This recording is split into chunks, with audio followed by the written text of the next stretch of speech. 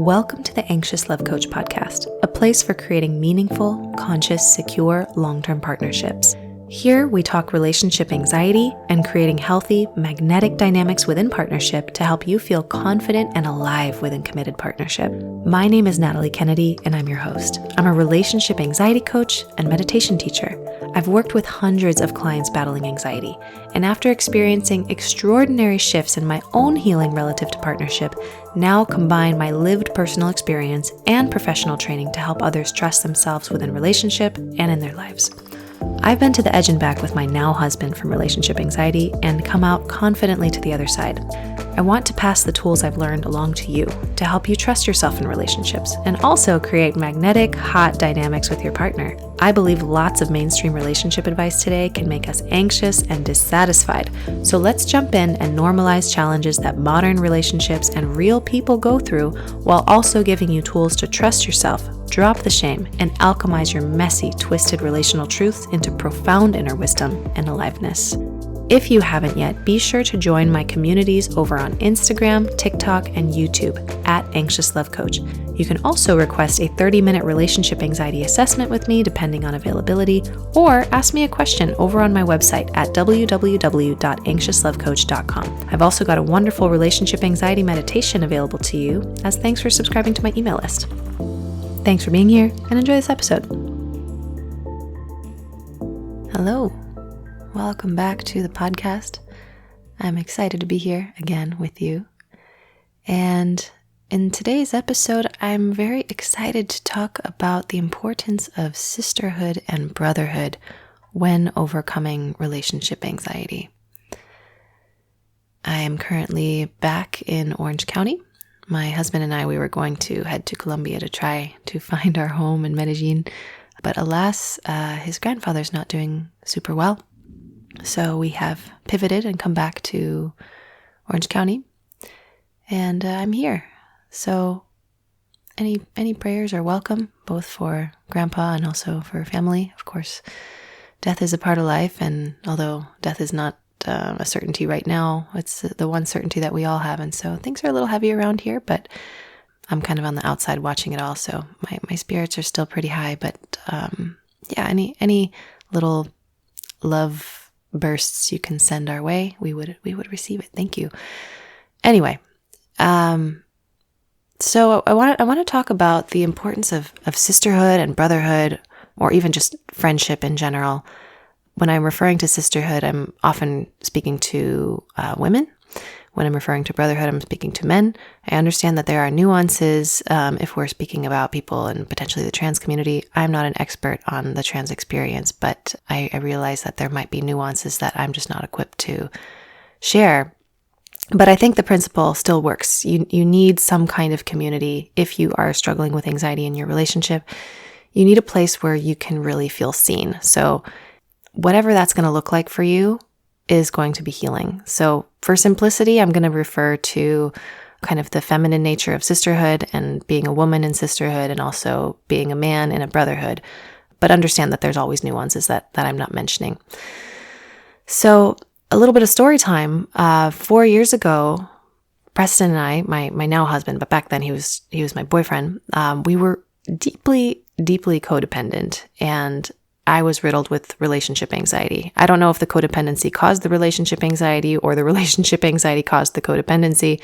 I often notice that these can go hand in hand. Even if the relationship has a lot of things that are really healthy, I notice that people who are anxious in relationships can have kind of patterns of wanting the other person to rescue them somehow or take them out of a difficult feeling. And I believe that this can lead to patterns that are considered codependent. Some episodes back, I spoke about how to know if your relationship's toxic. If you want to know more about codependency, I talked about that in that particular episode, so you just may need to scroll back. But today's episode is not about codependency. In this episode, I really want to share a variable that, in hindsight, deeply alleviated my relationship anxiety and also what made it worse, and present a perspective that I believe can be of great service to you. And that is the importance of having a sisterhood, brotherhood, or community. Something that contributed to my relationship dissatisfaction many years ago was the fact that I had lost the passion and reverence that my relationship had started out with. Now, I understand that some of you who are listening maybe never had that passion to start out with, and I believe that's okay. And I think it's okay for you to desire more aliveness in your relationship. And aliveness really has to do with polarity. And if you don't like the word polarity, I like to think of the word contrast. You need to have some differences. You can still have a lot of similarities. God knows my husband and I are very similar in a lot of ways. But intentionally creating contrast, even if it might feel a little inauthentic at first, there's so many nuances to that, but for simplicity, I'm going to just use those terms. You'll need to try on different ways of being in your relationship in order to keep things novel and new, even if they feel unfamiliar. So when Preston and I first started dating, there was a lot of this novelty and we had a lot of contrast. Like we felt really deeply seen for the versions of ourselves that we wanted to be seen as. But 4 years in, I was working a job that I hated. This is after college, and Preston was kind of figuratively breaking his back with his family business, which is what we thought we were supposed to do. And in a way, I think it's good that we did that because I'm able to talk about it now from such a vantage point. But at the time, we were just so in it, and we started taking each other for granted because not taking each other for granted actually takes a lot of effort and intentionality and mindfulness, which neither of us had. We were operating on autopilot. So we'd both really lost ourselves in careers that just didn't seem to have or create meaning at the time.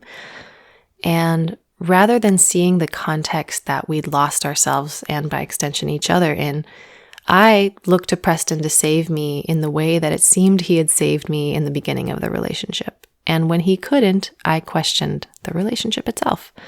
I have said in posts past on Instagram and on TikTok that if you enter a relationship because of a certain variable, specifically attraction, for instance, then that will be the thing that causes the end of the relationship too. So if you entered relationship because of attraction, then your attachment to that attraction is what will eventually cause your suffering. When you lose that attraction, you're going to want to break up. So if there's, just notice what made you choose someone, and then notice how when they lose that characteristic, the itch or the urge to end the relationship, when in reality, I believe within nuance and within reason and within context, a lot of times when this dynamic that we started out with that was so satisfying, when that ends, it's an opportunity for us to expand our position or our definition of love to include another way of relating and encouraging ourselves to kind of surrender our egos in a way and learn to love in a new way. So to backtrack a bit, when Preston and I were in college, where we met at UC Irvine, although we were together and dating for the first year or two, we very much had separate lives outside of each other. Preston and I met in this co-ed fraternity, which he had co-founded with his brotherhood, and there were a few women in there as well. And I'd eventually joined this, but within that, Preston had all these guy friends, people that he could talk to about guy things. And I was studying pharmacy, and I had a lot of girlfriends in my major and in our curriculum, and I would hang out with them all the time. So Preston and I were not always available to each other, and we really respected that, even though we missed each other all the time. We didn't even realize we were doing it, but because we were in school and we had obligations outside of the relationship, we inadvertently left room to long for one another. So after class, I'd often go grab lunch with girlfriends and stay in the cafeteria to study, and we'd just gab about girl things. And we talk about the highs and the lows in relationship, and I imagine that Preston did the same with his brotherhood. This is one of the reasons I think, if you're listening and you're in college, this is a really important variable of life that just seems to be built into the experience of university and college and school for that matter. And sometimes when we go into the workforce, this element gets lost. Maybe there's a degree of intimacy that we have in school that we don't have in work. I wish we did, but people seem to put up walls in the workforce in a way that maybe people don't in college. So when I was in university, I felt very seen by my girlfriends. And so we could kind of gossip and talk about our dating lives and our challenges. And it would put us into our feminine, it would put me into my feminine energy. And when Preston would hang out with his guy friends, it would get a lot of things off his chest. He could voice his anxieties and really be seen, felt, and heard. And that would put him into his masculine energy. And so when we would come together, there would be that contrast of different energies. So that would create a lot of attraction. And when all of a sudden our respective brotherhoods and sisterhoods disintegrated, it kind of depolarized the relationship, where we suddenly looked to each other to give us that sense of brotherhood and sisterhood. And I don't know, I can't replace a brotherhood, and he cannot replace a sisterhood. So when we entered the workforce after college, our friendships really fell to the wayside. We didn't have the energy or the will to make space for our friendships in the same way as before. And not only that, but the challenges that we were having started to feel embarrassing and shameful. Dead bedroom and low libido, it's not something that we share with most people. We certainly saw people struggling about it on the internet, but in our day-to-day lives, nobody was talking about it. And we worried that the friends that we did have would judge us for staying. So we withheld big parts of the truth of the pain and the loneliness that we felt, as well as the unhealthy coping strategies that we'd both started to develop. Preston's coping strategies were food, porn, energy drinks, withdrawal, constant sleep, being on screens all the time. Mine was food as well, social media, constant pursuit of knowledge and certifications, and flirting with other men. Simultaneously, because we isolated ourselves from our friends, or at least withheld our hearts from them, as I mentioned before, Preston and I started to look to one another to hopefully fill this void that just seemed to get bigger and bigger. And when we couldn't, we just stopped sharing our truth with anybody. We didn't share our truth with each other, and we didn't share it with our friends, which just, we felt so lonely and ashamed and hopeless and resentful. And we called it relationship anxiety. I had it more overtly. I was more open about it. And he had it as well, but it was a more kind of covert relationship anxiety, one that he wasn't really even aware of himself, let alone had no ability to voice. Now, I look back on this time and I feel so much compassion for both of us. We were both screaming inside and doing everything we thought that we were supposed to be doing, and it was just never enough. And because we were both operating out of shame and lack ourselves, we were not able to offer one another grace. To offer another person grace, we need to be able to hold that grace towards ourselves too. Grace within and grace without, it's the same grace. And, I don't subscribe to this novel that you need, this idea that you need to be fully healed to be in a relationship. It's just, I don't think that's true. And I think that you will be limited in your capacity to love another to the degree that you are limited in your capacity to love yourself. So it's not that you can't be in a relationship until you love yourself. It's just that if you do enter a relationship and you can't love yourself, it's going to be difficult, but there's no reason you can't. If anything, you can learn. That was a little sidetracked I got, but just we were both way too wounded to be able to love ourselves, let alone each other. Now, couple that with messages that we were both separately bombarded with online. Hollywood dramas and movies, pornography, and social media. All of these make it seem like everyone out there is having way more intimacy, fun, and better sex than you, when the reality, now that I see it from this vantage point, is the reality couldn't be further from the truth. And how healing it would have been for each of us to have had a safe haven to go, where we could be ourselves, to share our authentic pains, to see and be seen. Part of it was the lack of community available. We were both in Orange County, which is a very cutthroat kind of city. A lot of people working at places like Google and Amazon, and the hustle culture is very real. You sit on the 405 freeway all day and honk at each other, and the tension is high and palpable, and the people just don't have that much time to sit and have heart-centered conversations. At least that was how we perceived it. In places like in other places around the world, since we've had the privilege of being able to travel, we've noticed that this is not the case everywhere in the world. The pace of life is much slower in places like Italy or Colombia, which is very beautiful. They've got their own drawbacks in countries like that, but one of the upsides of these types of countries is a slower pace of life. Now, that said, the other part was that in Orange County, even when opportunities for intimacy in community did arise, Preston and I were too ashamed to receive it and push them away. So we can't totally blame Orange County. Part of it was our own wounding and, how comfortable we got to stay by blaming Orange County and just using that as an excuse to never be vulnerable and be open. By blaming Orange County, we conveniently did not have to get vulnerable and take risks and open ourselves to being rejected.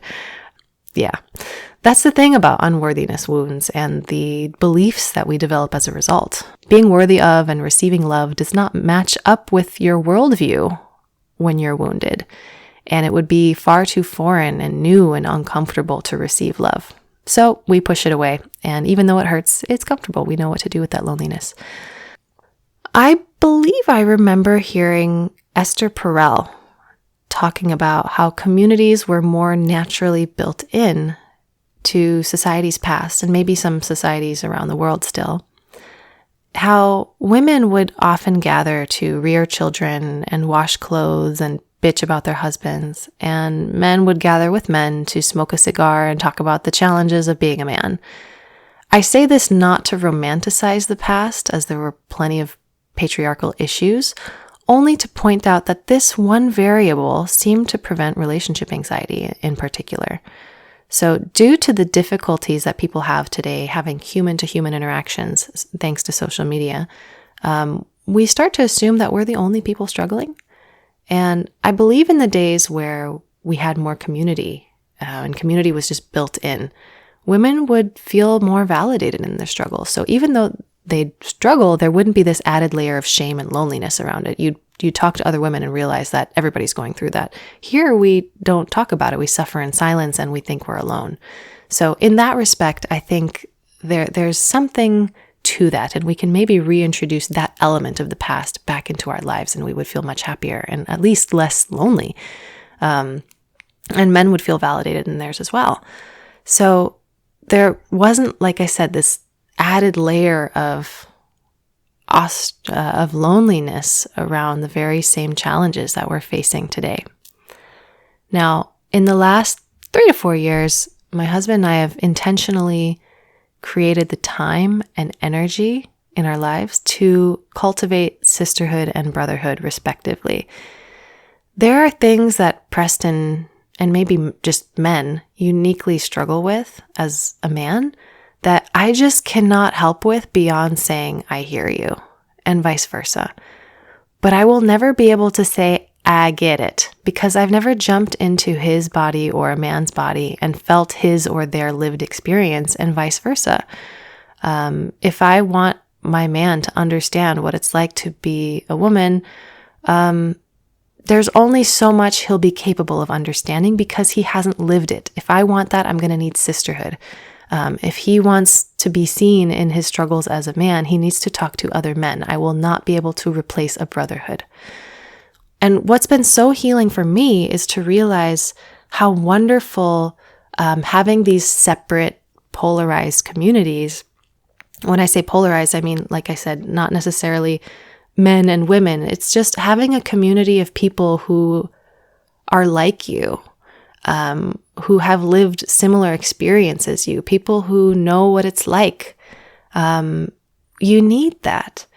And if you want to have a relationship where there's attraction through contrast, you're going to need to each have your separate places where you go to feel seen in your struggles as your particular type of human being. When I feel heard, seen, felt, and held by women, I rejoice in my womanhood. I rejoice in my femininity. And when my husband feels heard, seen, felt, and held by men, he rejoices in his manhood and his masculinity. And when we return to one another, rejuvenated and full and alive, and not suddenly not needing the other to be any different than who they are, to meet us where we are, we're able to celebrate our differences and enjoy a deeply yin-yang, harmonious, fulfilling relationship. Now, make no mistake, a sisterhood and brotherhood won't fix problems in your relationship necessarily. That's why I say it's one variable in overcoming relationship anxiety. It's not going to cure relationship anxiety. But the benefit of having a community of people like you is that they will take out the added layer of shame and loneliness that is so destructive to relationships. It'll take out the layer of judgment, assuming you find a community where you feel safe. When I'm not engaging actively and consistently with women in my life, really important women in my life, I will start trying to turn him into a sister. I will do this by nitpicking him, and one of the ways I used to nitpick really hard was the ways that he would respond to me. So if I were to come to him and share and vent, for instance, if I were to bring my venting to a girlfriend, they know exactly how to say, "Oh girl, I hear you. I totally get it. That's happened to me too. You are not alone." Whereas I bring that same exact vent to my partner, and maybe he has the intuition to respond in that way. And I don't even really love it when he responds that way, because he's responding like a woman, and I'm not attracted to women in a sexual way. I know I've said I might be bi, but that's a whole nother topic for another day. When my husband's acting like how I perceive women typically act, I'm generally not quite as attracted to him. But when I come to him, venting to him as if expecting a sister out of him, and he responds by trying to solve my problem, which is how he's wired to solve problems as a man. Obviously, these are generalizations, so I'm not speaking to all men here, but that's a sign that I need some girl time. When I start trying to turn my husband into my girlfriend, that's just not good. And then the other thing that happens is when my husband is feeling stuck and needs some solutions and kind of needs to be given some straight talk from one of his brothers, he might come to me with a struggle that is unique to being a man. And what I'll do is I'll respond to him like a woman responds, which is like, "I hear you. How does that make you feel? Tell me more." And I'll go into these like mushy, validating things. And even though that's like how I would like to be responded to, that is not necessarily how he wants to be responded to. And I can't replace a brotherhood. So notice, like, if you guys are nitpicking how the other person is responding to you, or if you're feeling constantly disappointed by how your partner responds to your venting, check yourself and notice if you have been engaging in a community of people who are like you. So if you're a woman, finding a sisterhood. If you're a guy, finding a brotherhood. If you're non-binary, finding a non-binary community. Otherwise, you're going to try and turn your partner into you. And it's never going to work. You're not going to have harmony. So if you haven't found a sisterhood or brotherhood, it's time to find one for the sake of your own sanity and also for the sanity of your relationship and your partner. And there's actually many, many ways to do this. Go online, find a meetup with your interests, because chances are people who are interested in the things you're interested in probably have a lot in common with you. And if you can't find a community, it's time to start one. Start a women's circle or a men's circle. Just Google how to host a men's circle or women's circle. People are so hungry today to be able to take off their masks and their facades and be real. So if you open up a space for people to just share and be heard without people trying to solve your problem for you, people will come. And a lot of people don't do it because they're worried that nobody's going to come, or they're worried they're going to do something wrong.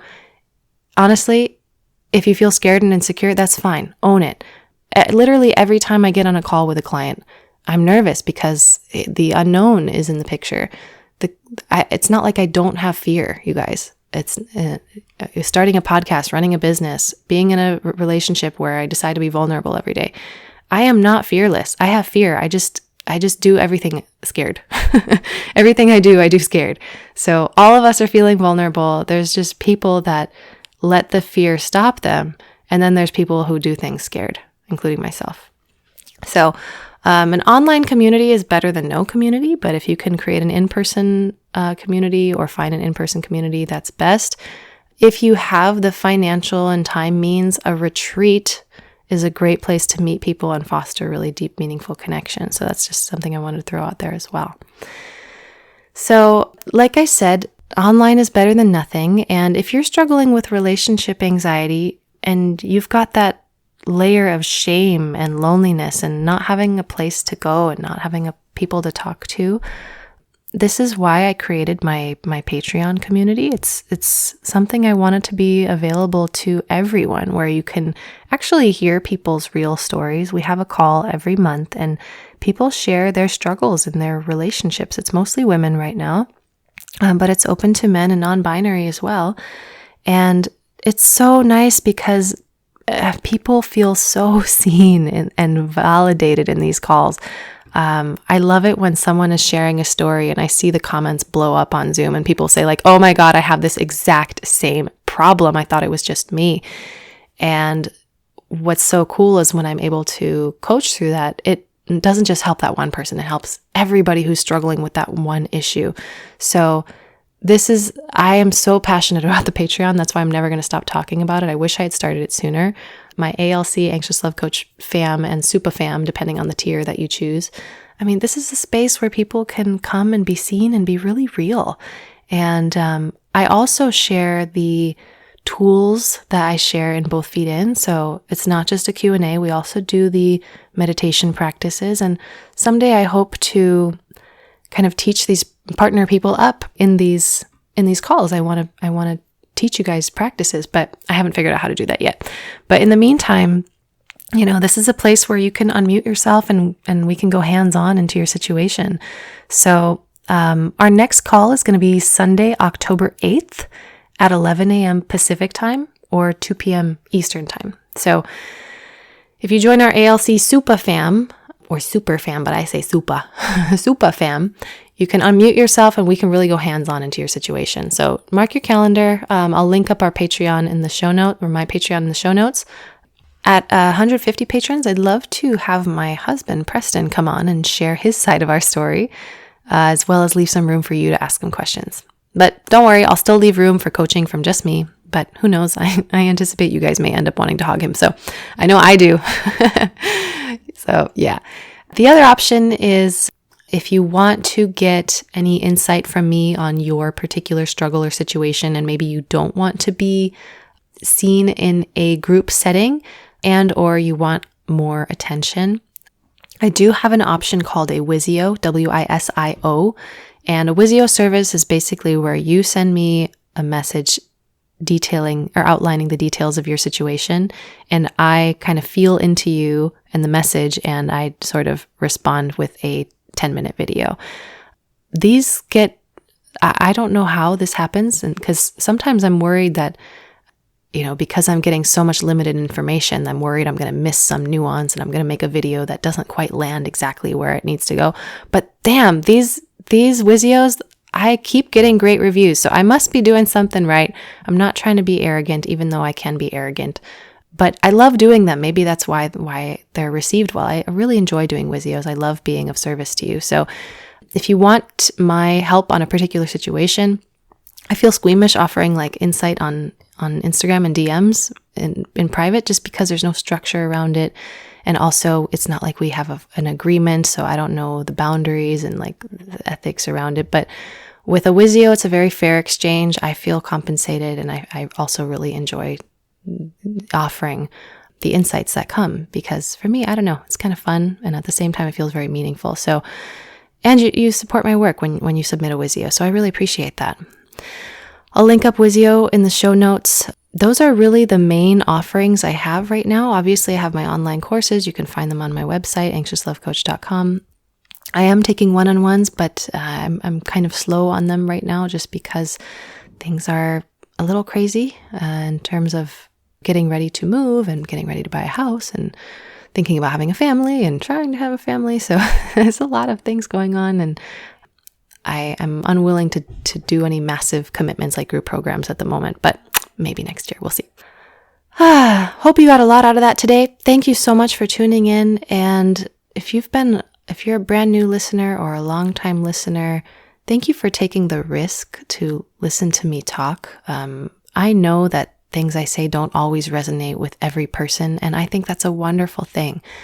When you guys send me your thoughts on Instagram and say, I didn't agree with this, or I did agree with this. It's really helpful nuance. And I really appreciate when you guys let me know that you love the podcast. It warms my heart. If you don't agree, I think that's good too. I really do. My ego might protest for about a minute. And then at the end of the day, I'm very grateful that we have polite discourse. This stuff is important to talk about. So thank you for trusting me to occupy the space of the relationship anxiety conversation. Thank you for supporting my work. And I just want you to know I really appreciate you, and that I will always do my very, very best to provide you lots of value in these conversations. So yeah, I am very grateful that you trust me just by spending your valuable time of your day listening to these podcasts and consuming my content. It's really very humbling, and I appreciate you. So that's all. Go to work on nurturing your communities, and I hope you have a marvelous day. And I'll catch you in the next episode. Thanks. Thanks so much for listening to The Anxious Love Coach today. If you loved this episode, please hit that subscribe button, leave a review, and follow me on Instagram, TikTok, and YouTube, and maybe share it with someone that you believe might benefit from these perspectives. Please also subscribe to my email list at www.anxiouslovecoach.com, as I'm trying to reduce my reliance on social media. In exchange, you will receive my free relationship anxiety meditation and more supportive tools sent your way. If you would like to work with me, head on over to my website at, again, anxiouslovecoach.com to explore different tiers of coaching options and online programs. Thanks again for listening, and catch you in the next episode. Have a blessed day.